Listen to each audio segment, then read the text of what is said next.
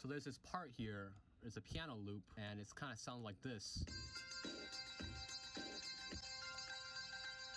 And it sounds really high and pitchy, and it just doesn't really work with the whole song. But instead of re-recording that or doing something different, which would probably have taken me another 15 minutes, what I did was I put it into the mix, and then I pitched it down, so it sounds like this.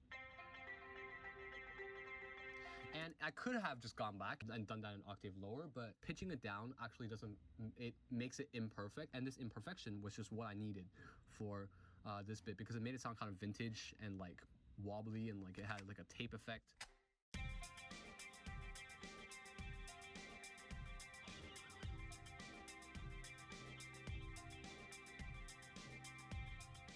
So today I want to take a look at Leaving It All Behind. It came out about a month ago. So let's take a look at this demo. This is something I found to be very useful when I'm making a song. It's just taking out my guitar and just with the metronome on, just recording a very rough and trashy version of it. It doesn't have to be good at all. Like this is a really bad one. Look at this over here.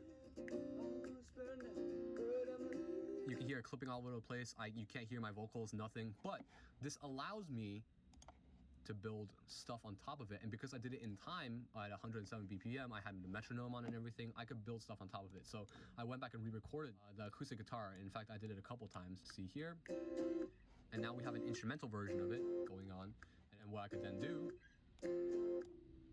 is add some bass. Maybe messing around, we could get some drums.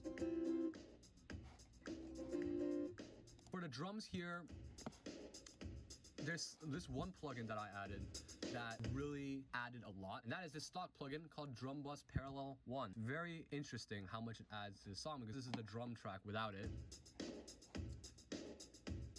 And then with it on, it adds some reverb to it, and it adds some boost to it as well, so it adds like an openness feel to it, and I feel like it sounded really good. Then as we continue the song, we have rhythm guitar coming in. This is my electric guitar with a bunch of distortion on it.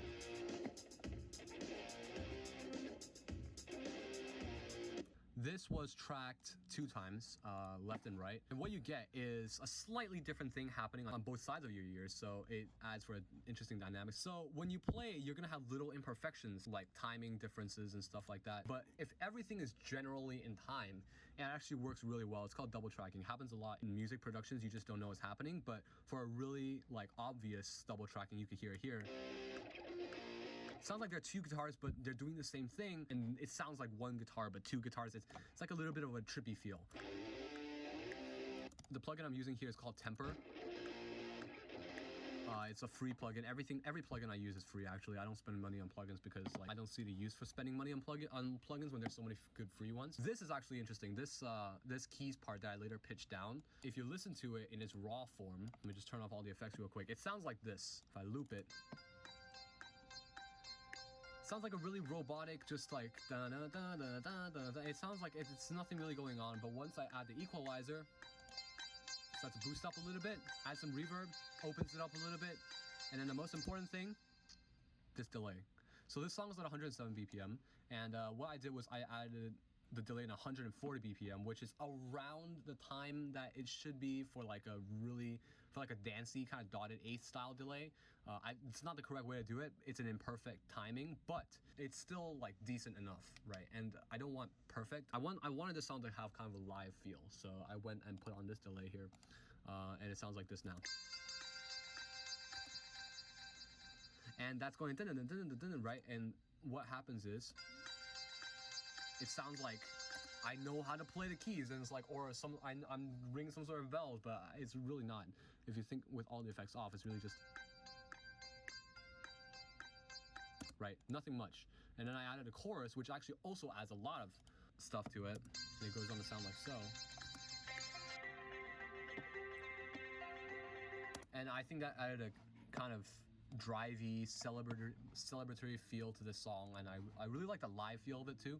So yeah. In terms of song structure, I just jumped straight into this song, and this song goes on throughout the whole thing, like almost without a break. But I think something really important for this song was the guitar solo, and I tracked it here. That's a guitar solo, and the guitar solos do a lot more than just like making a song cool.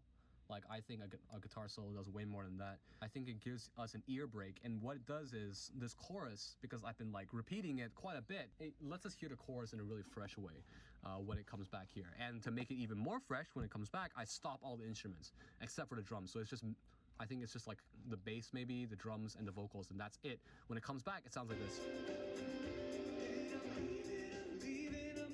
The bass is a little bit more busy in this part right here.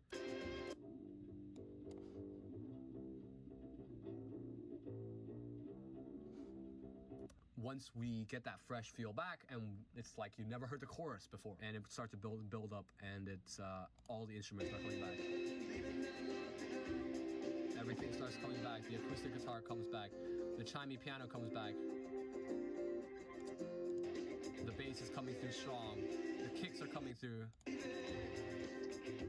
Backing vocals, everything, right? So what I'm thinking is I want to grab your attention in this first part of the song, and I want to go through the song, and then the solo gives us kind of an ear break, because like, whoa, you know, and then it comes back and you get a fresh feel, and then it's like you never heard the chorus before, because this chorus could get kind of old if I just kept repeating it over and over again.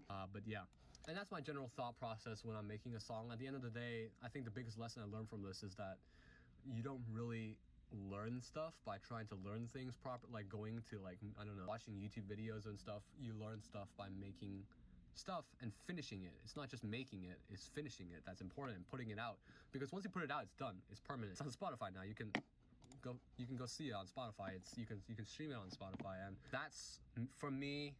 Leaving it all behind this song. I hope you enjoyed the song. I hope you enjoyed seeing a little bit of a behind the scenes of the song. But thanks for watching, and we will see you next time. Leaving that life behind, leaving that